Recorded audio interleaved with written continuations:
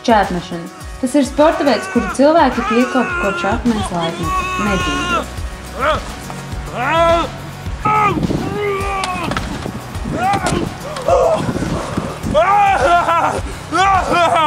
Laikam ritot, cilvēkam attīstoties un stiliem mainoties, šķērpmešana kļuva par vienu no populārākajiem sporta veidiem. Ar labiem panākumiem startē arī Latvijas atlēti, to starpā mums visiem labi zināmā sportiste Madara Palameika. Šovasar Madarai būs īpaši svarīgs uzdevums – jāaizstāv Latvijas gods vasaras olimpiskajās spēlēs Londonā. Mēs, Robežu vidusskolas 11. klase, ticam un ceram, ka Madara atgriezīsies mājās ar medaļu. Daudz zelta medaļu Madarai vēlam, dižani ražani sportojoti, dižani ražani sportojoti.